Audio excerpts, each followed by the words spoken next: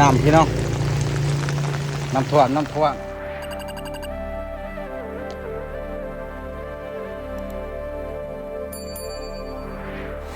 สบายดีพ่อแม่พี่น้องFCเบิร์ดทุกคนพี่น้องมื้อนี้กับเบาคุณบ่ได้ไปใส่พี่น้องฝนตกแห้งพี่น้องเลย6 มื้อเรียนติดเลยพี่น้องฝนตกทางบ้านเบาคุณตอนนี้เบาคุณอยู่บ้านเนาะเมืองฝั่งไทยแขวงอัตตปือพี่น้องอยู่ภาคใต้สุดของประเทศลาวเนาะจังไดก็มาเบิ่งวิวกันพี่น้องฝนตกแห้งพี่น้องน้ำท่วมแล้วตกขนาดทะเลพี่น้องตอนนี้กับวันที่26เนาะวันที่26แล้วก็10 โมงพี่น้อง10 โมงตอนเสาร์เนาะฝนตกแต่เสาร์เลยพี่น้องเราคุณบ่ได้ออกไปใส่เลย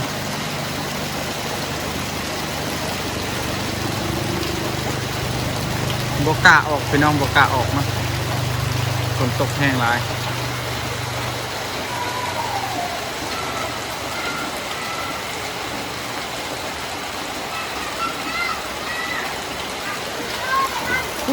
น้ำ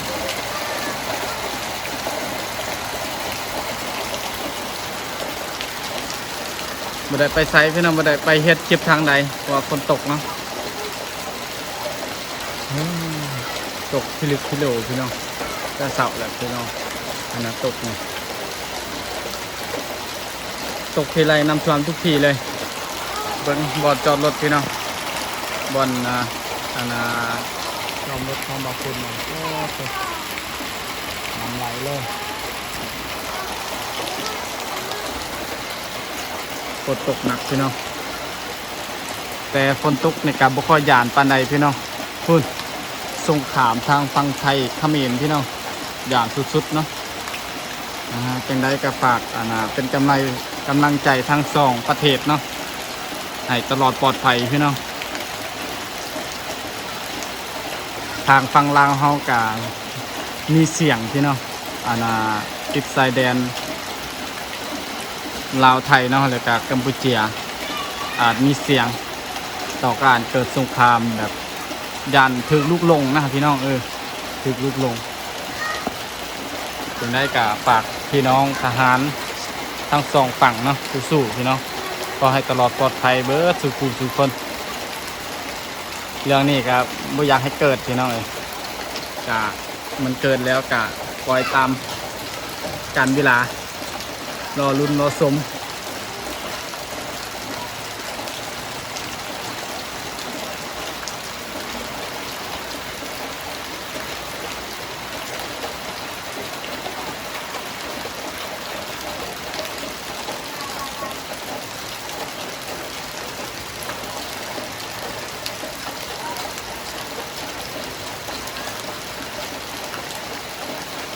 คนบ่มีว่าทาทีสีเสาเลย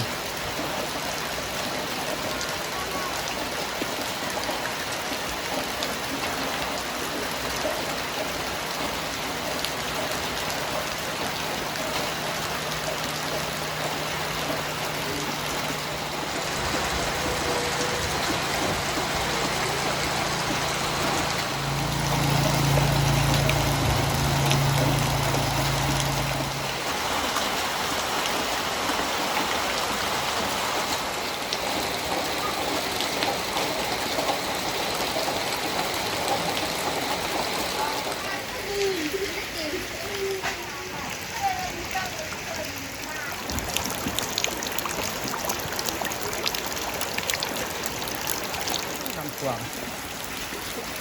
พุด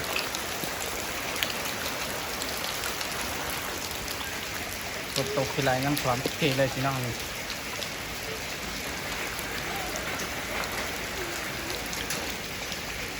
น้ำไหลซ้ำหวยเลย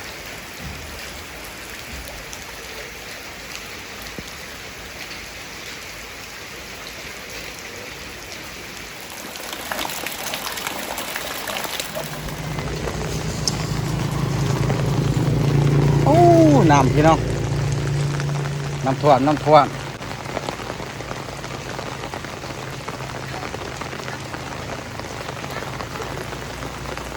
อันนี้เขาทมใหม่ๆกันบ่ทมเนี่ยโอ้น้ำเต็มเลยอู้มีแต่ถ่วมเลยพี่น้องฟังเฮานี่เป็นแต่ถ่วมเอาเลยโอ้ปลาปลาซิวพึ่งพี่น้อง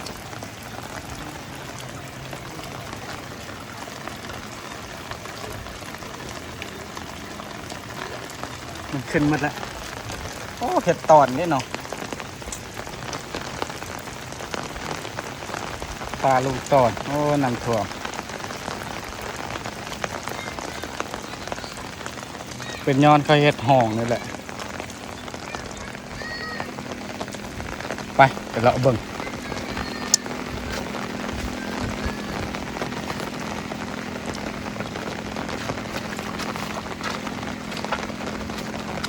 ฟังนี่ใครแน่เด้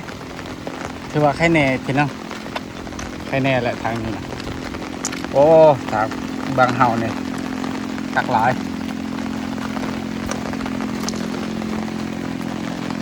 เงียบเสียบเลยบ้านเฮานะผมมีใครอยู่บ้านเลย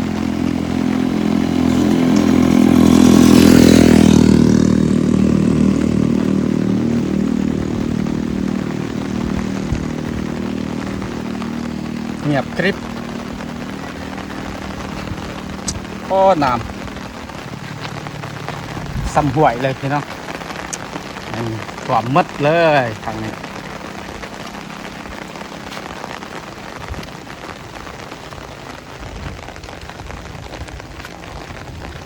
และเบิ่งสภาพการตอนฝนตกบ้านเฮาก็ประมาณนี้แหละพี่น้องน้ำลงบ่ทันเนาะเวลาฝนตกแห้งน้ำลงบ่ทันเพราะว่าเขาเฮ็ดตื้นหลายห้องมันก็เฮ็ดห้องระบายน้อยๆนี่ปากอันน่ะใครแน่อันนี้ห้องใหญ่หลายแหละเลยกระตื้นห้องใหญ่ตื้น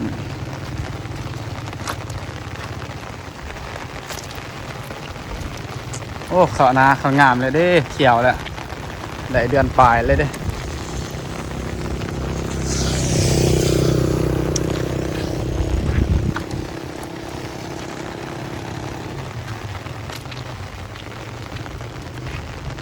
น้ำซ้ำห่วยเลยน้ำไหลแต่บานซ้ำห่วย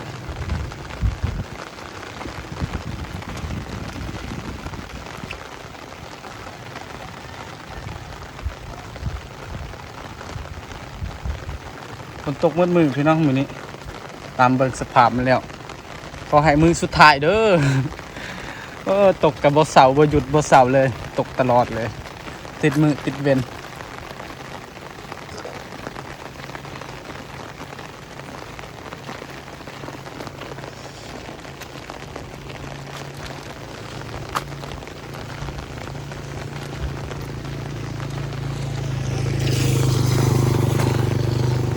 เช้าอ่ะโอ้บานล่างแล้วพี่น้องอันนี้เป็นบานล่างแล้วลาเสียเมื่อเดือนก่อนมันเป็นบ้านร้างแล้วอันนี้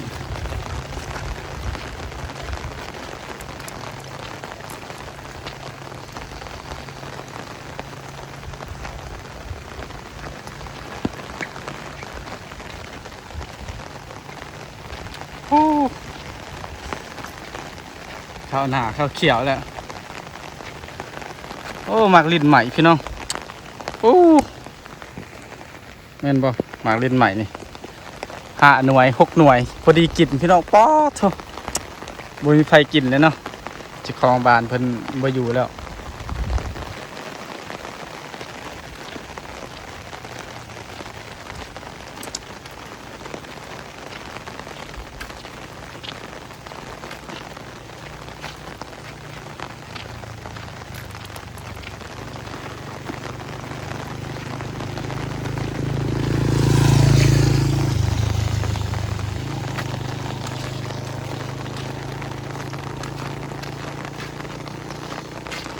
นี่นำเนี่ยมันไล่จากบ้า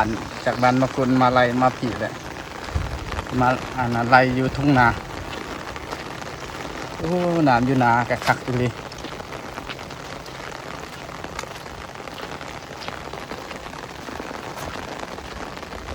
บรรยากาศบ้านเฮาอยู่เนาะย่างมาหน่อยหนึ่งก็ติดทุ่งนาแล้ว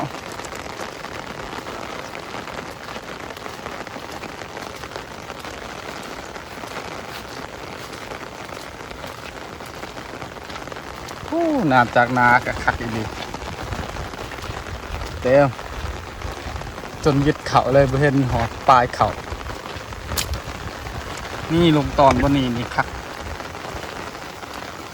พูดไว้นี่ลงตอนพี่น้องจะตอนเนาะปลาลงได้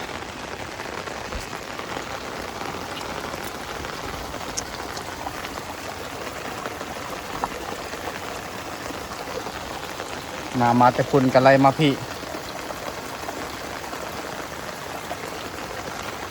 แต่นากันไรมาพี่แต่บ้านกันไรมาพี่โอ้เนาะโอ้ยไรมานี่ไรนี่ทุ่งนาพี่น้องพักไร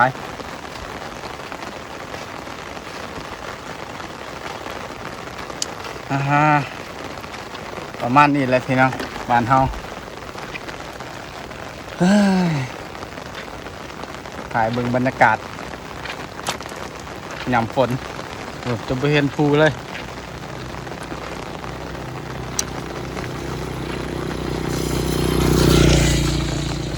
ข่าวกันลุยฝนเลยเนาะข่าวกันได้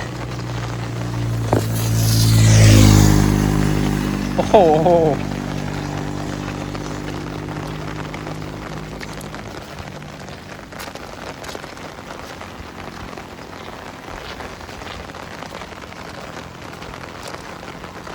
มื้อนี้วันที่26ของเดือน7พี่น้อง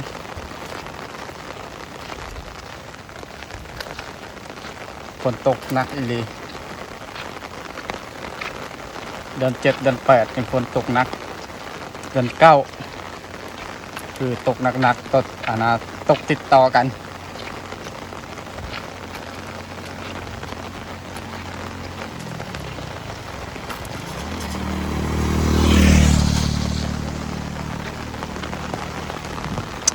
สะออนมากลิ้นใหม่เด้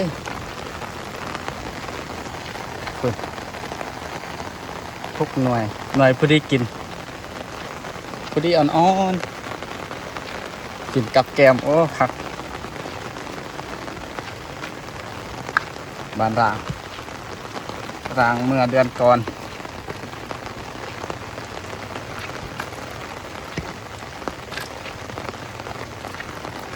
หมู่บ้านเฮากันเล็กๆนี่แหละพี่น้องประมาณ30 ปลายหลังคาบ้านกันมีโดรนบินเนี่ยก็เห็นเลย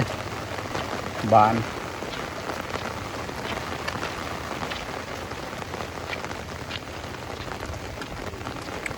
โอ้โหน้ำท่วมตกพิลึกพิโลตกขนาดขนาดเลย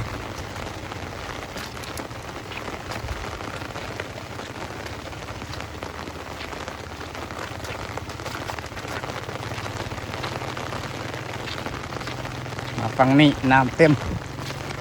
ฝั่งเฮานี่น้ำท่วมอาดลาดเลยมื้อนี้ว่าสิขึ้นสวนกับบ่ได้ขึ้นพี่น้องฝนตกฝนบ่เห็นใจเลย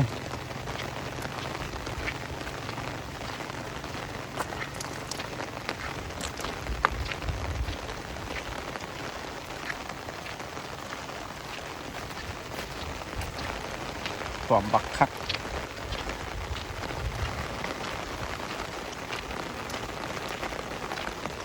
เหมือนบ้านล่างเลยบ้านเฮาเงียบกิ๊บ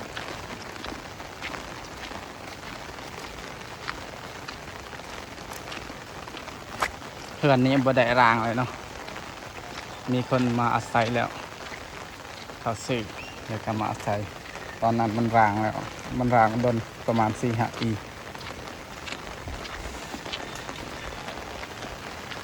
ท่วมพิลึกพิโลท่วมหมดเลย